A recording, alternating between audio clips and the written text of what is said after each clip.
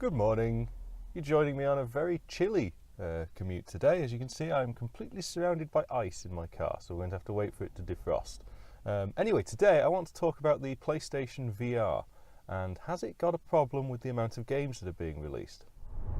Well, I've defrosted the car now and it is a little bit icy. So I'm going to have to take it easy today with the video blogging because I don't want to die on the roads. And yes, I've had a shave since the last video. So the PlayStation VR is a topic I've already written about on my blog, and if you've ever read it, you'll know that I love it. I think it's a fantastic consumer level device. I think Sony have done a great job at making it comfortable and usable. Even though it's not the most high spec device available, it's a whole lot of fun and a lot of bang for your buck. But it would be wrong of me to say I've not been a little bit worried about the amount of games that have been coming out for it. When it was released, I picked up the demo disc and I got Tumble and Thumper and Windlands. And Windlands is an absolute gem of a game. But I didn't pick up any of the major AAA titles. I thought they were going to come. I wanted to get the Project Cars VR because I've got the racing set up, and I think virtual reality and racing, particularly if you've got the full wheels, pedals and chair, is an absolute marriage made in heaven. I wanted Dirt Rally VR for the same reasons, and fortunately that's just been announced, but they're going to charge extra for that. But when I go online and start reading comment sections in forums, which I know is that's a bad place to start, isn't it? But you get all of these gloomy tech naysayers already ringing the death bell for PlayStation VR. And it's not difficult to see why. We've really not had any major releases. We've had mostly, well, they'll call them mostly tech demos and experiences. And I think that's a bit of an unfair label. I think Sony clearly needed some big names to get behind the product when it was launched. So we did see things like the Batman VR, but at 20 minutes long, it is a bit short. And then there's the other side of the internet that will say, well, they're not tech demos and experiences, it's just shovelware being lumped on the device. Low budget, obscure indie titles, which it wasn't worth the £400 expense on the VR system in the first place. So let's completely abandon it and let's rubbish anybody that attempts to develop for it. And I think this is where I've got a bit of a sticking point. Now I know everybody's experience is a personal one, and the best two experiences I've had with virtual reality so far is Windlands and Crystal Rift. Now these are both published by Cytec Games. I don't believe they're both developed by Cytec Games. And this seems to be a small indie company which has set themselves up to be a VR-focused development company. Now, Windlands was superb. It really does give you the sensation of flying around. Certainly, I got a lot of enjoyment from it, and I could spend hours in that world, and you just wouldn't realise. You'd be covered in sweat. I'm aching because I'm so tense for a couple of hours. It was really good. And Crystal Rift is you're exploring dungeons from a VR perspective, and if you like your old roguelike games, it puts an interesting twist. And the thing is, it can be quite scary as well, so you get a few laughs out of that. But as you search through the PlayStation Store, most of the titles look a bit weak. And I don't say that lightly, because I pride myself on hunting out the obscure gems. Everybody deserves a chance. And some of the titles that have been the most successful have been the more party-like ones. So, Stop Talking... What is it? Don't Stop Talking and Nobody Explodes, or whatever it's called. That's an interesting twist on VR. I like that. I think that having one person that is in a separate gaming world from the others, but everybody's interacting together, that's a clever use of VR. And the same applies to Windlands. VR is a fundamental mechanic in how you navigate that game world. I think when the internet are referring to the shovelware and all of the poor quality titles, and I say poor in quotes, what they're really referring to are titles where VR has been applied as a bit of an afterthought. So if you take an established gaming franchise and instead of having camera control, you put the player's virtual head in the world, and that's it, you're done. And I think these might not work because it's more effort for the player to be in the virtual reality world. It doesn't necessarily mean it's more immersive. So if I was, for example, the camera behind Nathan Drake's head in Uncharted 4, it doesn't make any difference whether I'm moving around with my head or whether I'm using the controller. Just to contradict myself completely here, one of the demos that came on the PlayStation Virtual Reality Demo Disc was the little platform game, which I thought was a really wonderful example of how a VR world can work. And it wasn't just the player's head was the camera. You had to look around in order to see things that you couldn't normally see. So as well as controlling the little robot running around, you had to explore the environment visually, looking over edges and up into the sky and below you, in order to know where to send the character. But I do understand that there is a risk that if the only companies releasing virtual reality games are low-budget indie development companies that have acquired a Unity license and are just using the built-in virtual reality rendering mode, that you'll perceive the overall quality as being poor. And that's not to say that the games developers behind these titles aren't good, but they are resource limited and they're trying to compete on a huge stage.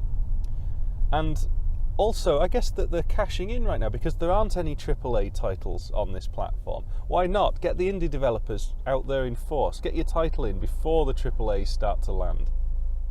So currently, what is considered the AAA titles on the PlayStation VR? Well, I think you've got Eve, and you've got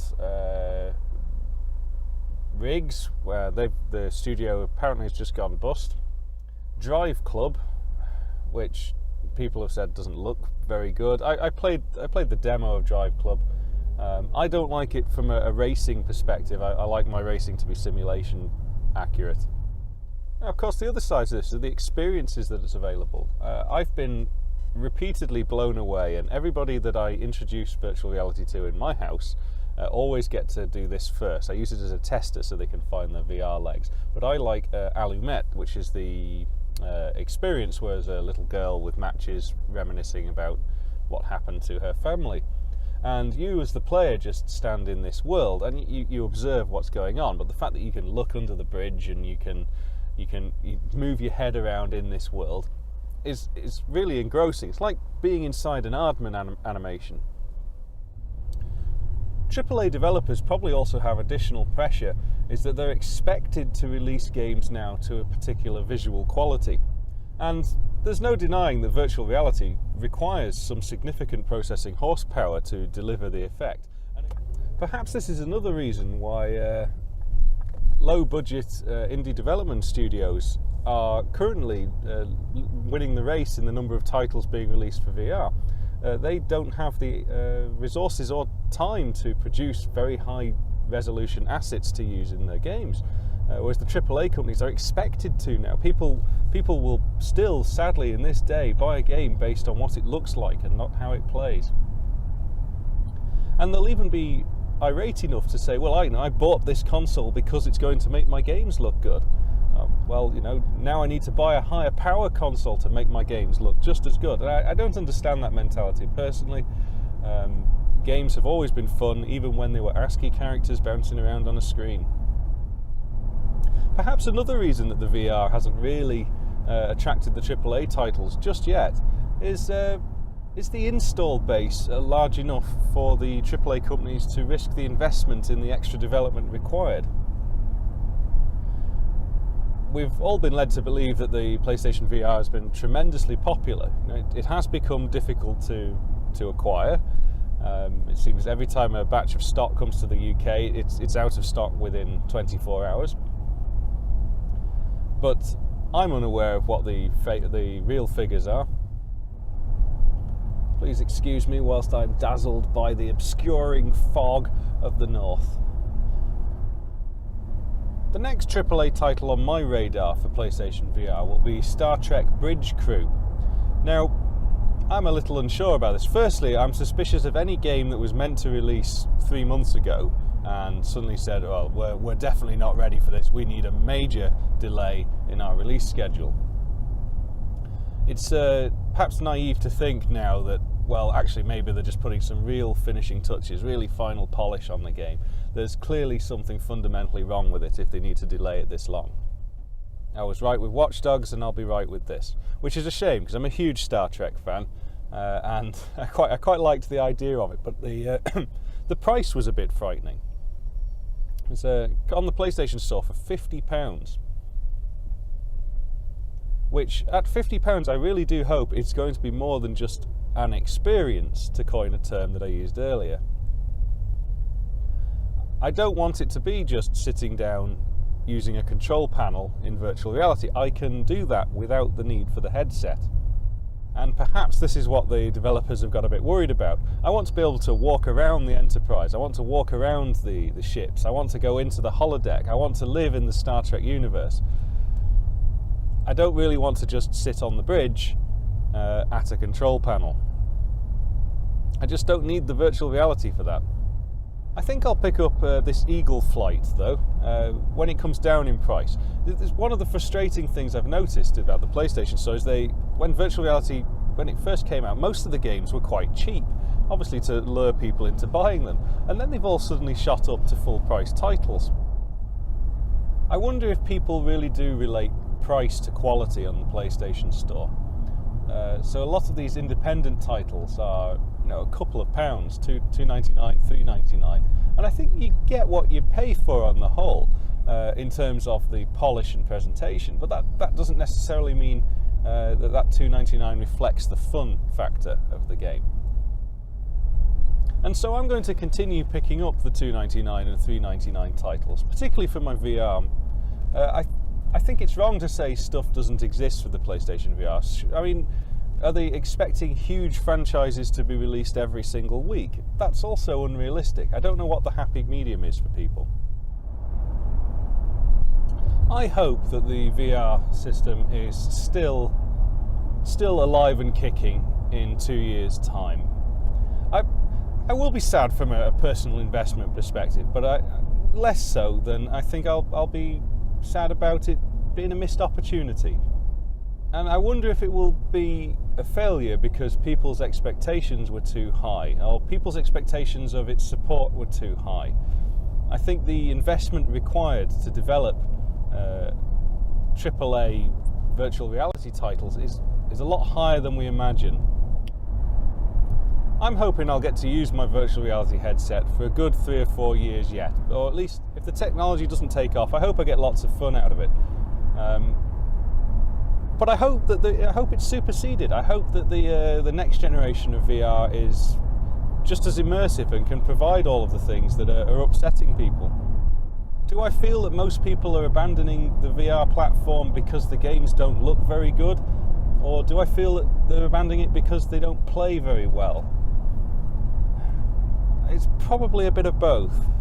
I really hope that VR doesn't become an afterthought, an add-on to existing franchises. As I said earlier, I hope people really design their games to be played in a virtual reality space. This lazy VR won't do anything to help the system because it doesn't make the games look as pretty, and if by adding it all you're doing is reducing the visual fidelity of the game and not contributing anything to the overall experience of playing the game, then it's not worth doing. And at the same time, I'm quite happy to play a completely wireframe game if it's a load of fun. Dear Manchester, travel update. Some games are probably just not... Sorry, I'm definitely being dazzled by the overbearing grim misery of the north of England here. I think some games are more suitable for virtual reality than others. I don't think first-person shooters are necessarily the best thing to have on a virtual reality platform. I believe anything where... Because I like playing my games sat down, any games where I'm sat in a cockpit of some description will work very well. So, flight sims, space sims, racing sims.